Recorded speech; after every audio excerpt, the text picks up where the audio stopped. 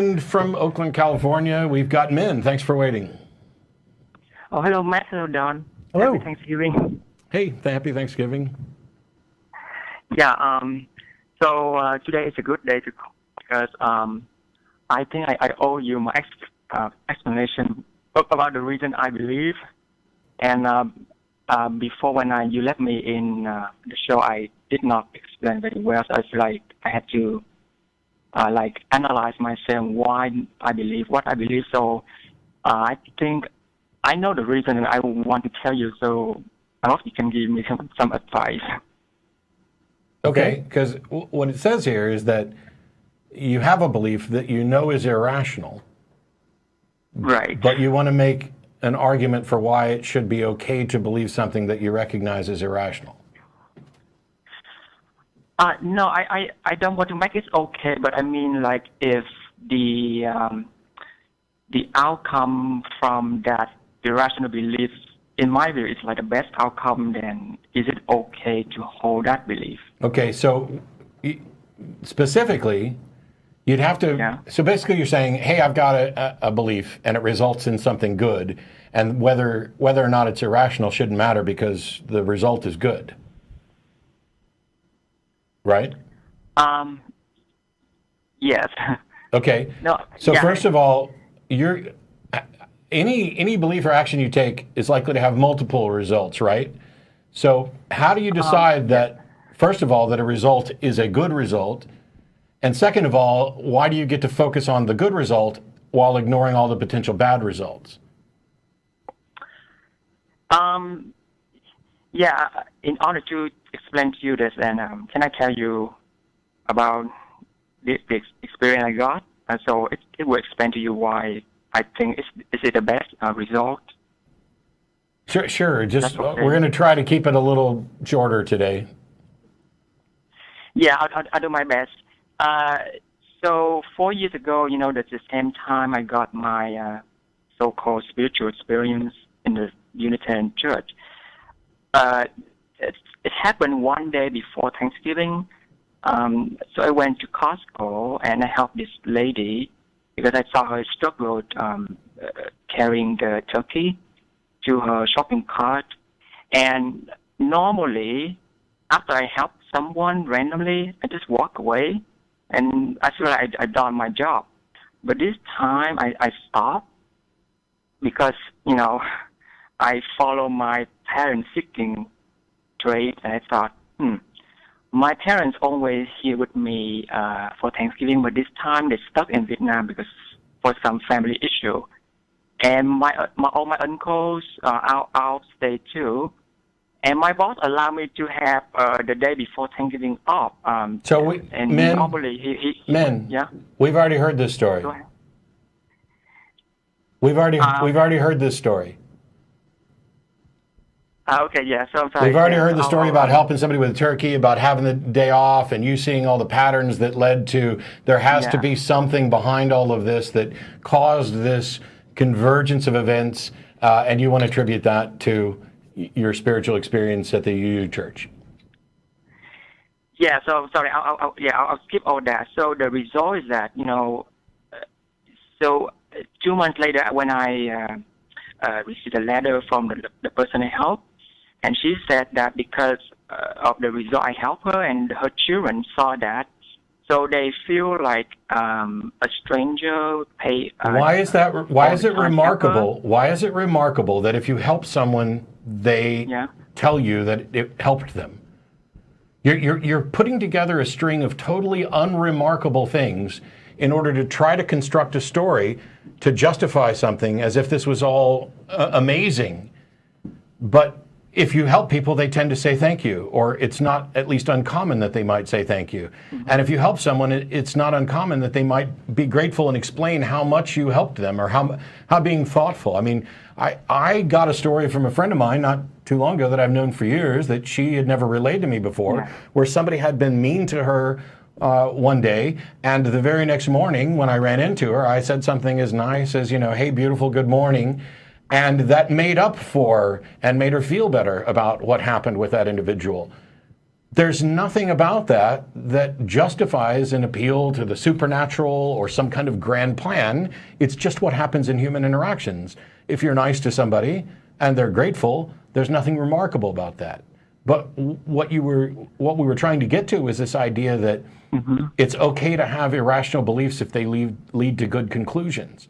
Well, the problem there is this. What other conclusions do those irrational beliefs lead to? You don't get to just cherry pick out a good thing. I mean, if you think you're going to meet your relatives again in heaven, that might give you comfort here on earth. Right. So that would be a good thing. Whether it's true or not, that belief might make you feel better while you're here on earth. So that's a good thing. Yeah.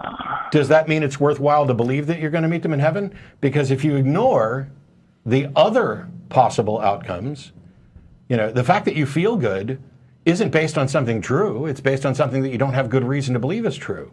And it may encourage you to not fix relationships in the one and only life you know you're going to get.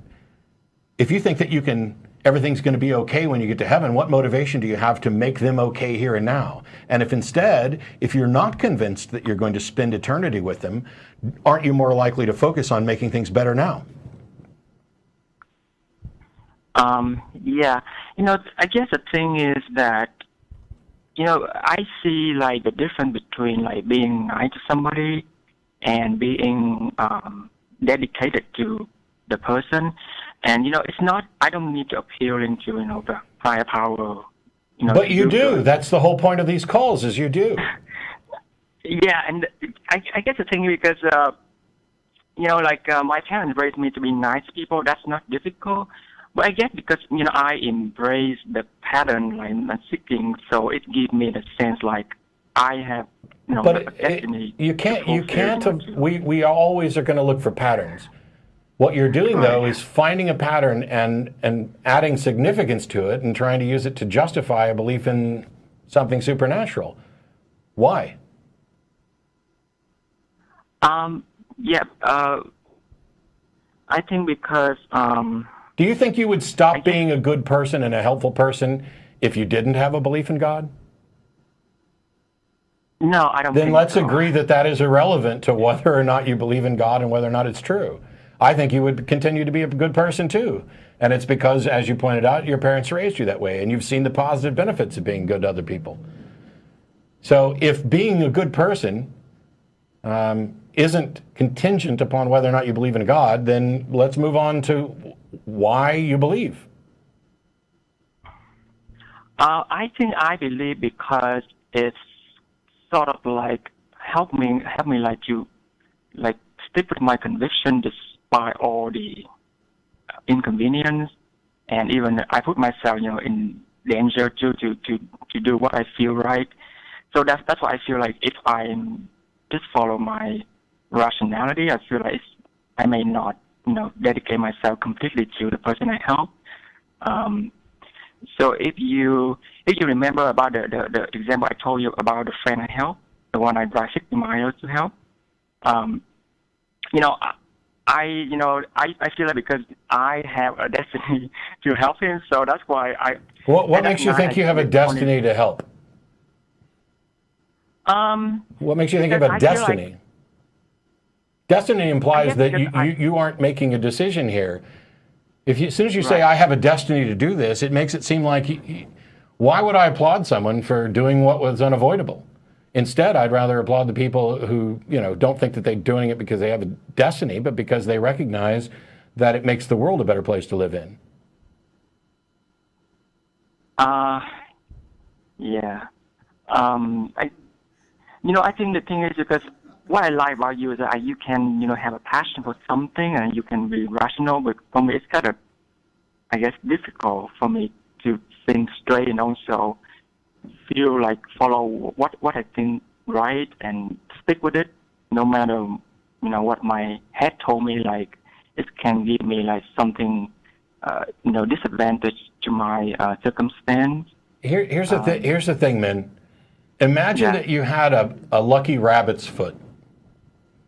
And you had decided that whenever you were carrying this lucky rabbit's foot, you ran across people who needed help, and you helped them, and it improved the world. And so you started giving credit to this lucky rabbit's foot for keeping you. You laugh. You just laughed. But how is this fundamentally different from what you're saying about a God belief?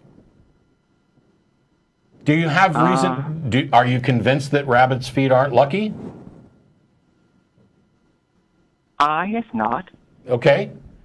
And if this was what your particular, totem was that was keeping you, you're like, oh, I don't think I would be good to people if it weren't for the fact that I had my lucky rabbit's foot. Okay, well, you can make an argument that having a lucky rabbit's foot and believing that it's helping is now a good thing because it's encouraging you to make better decisions you like to make and that result in a better world.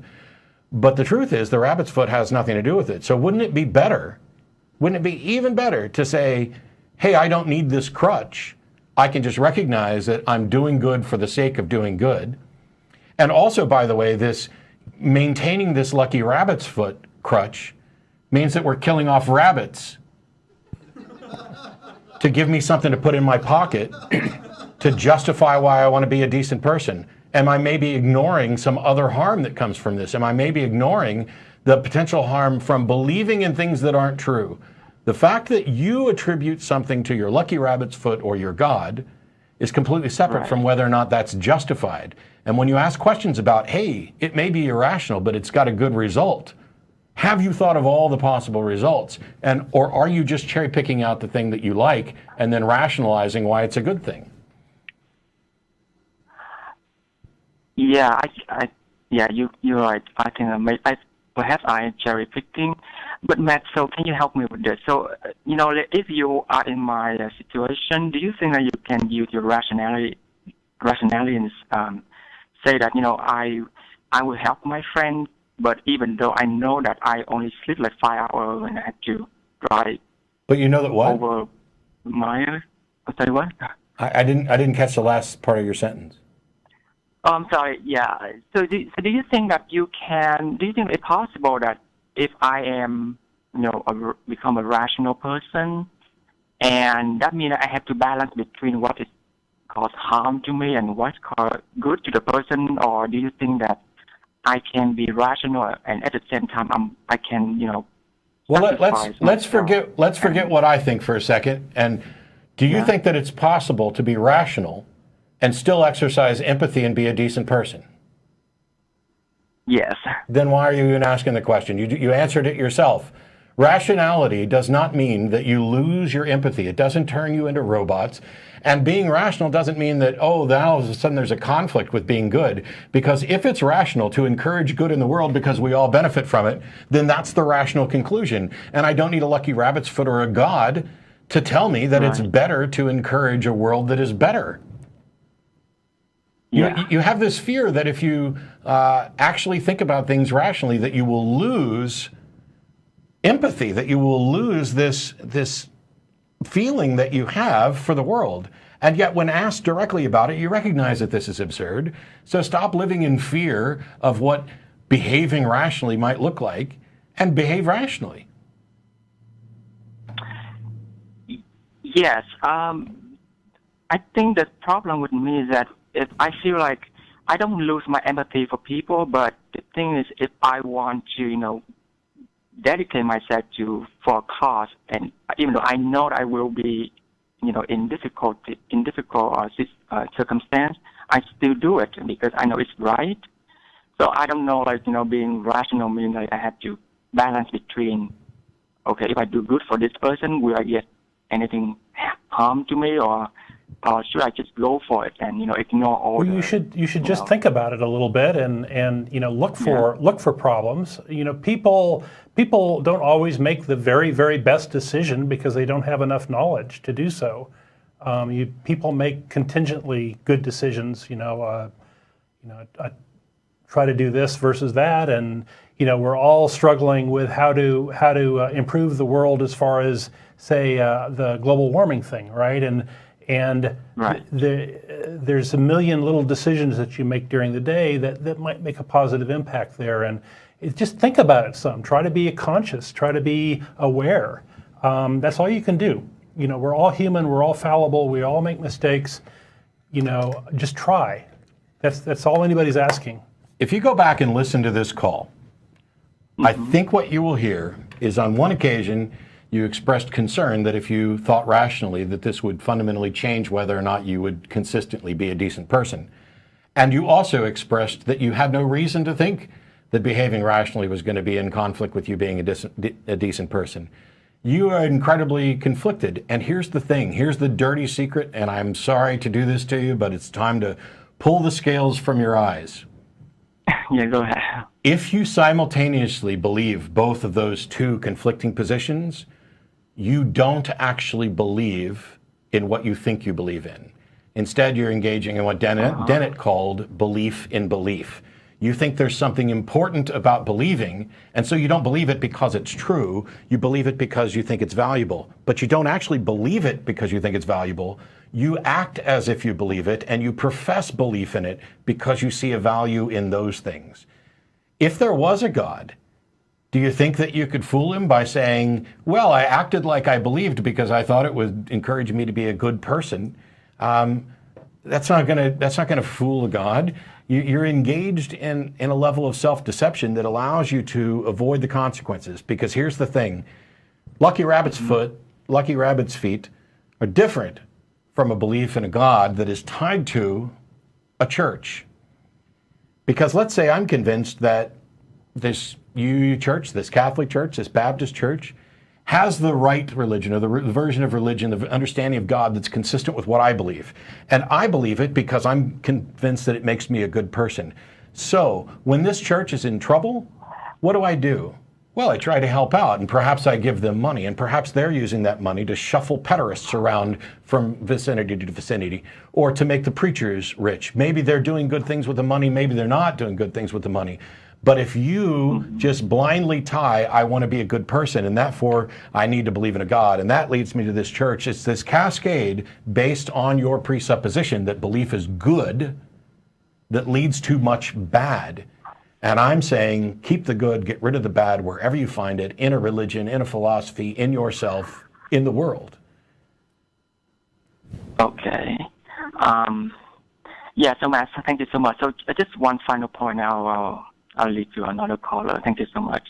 So, like in the example I gave you earlier, that, because after I drove my friend home and he told me that I don't have to help him, on the day tomorrow, he could do it himself. But because, I feel like, I have an obligation because, like you said, I have presupposition that I just have a destiny to do it. So that's why I know that I will have to sleep less time. I have to drive a long way. I have to wake up early. I have to drink coffee to stay sober. But I still do it because I had the passion to do it. So that's why I'm concerned. Is there anything rationally? Is there anything with regard to doing good that you do that I couldn't do or that Don couldn't do? Do you think we're less likely to be good people? No. There's your answer. The God belief isn't in any way tied to whether or not you're a decent human being. And you are, and I appreciate the calls, man, but we're going to take some more of them. Thanks for calling in again.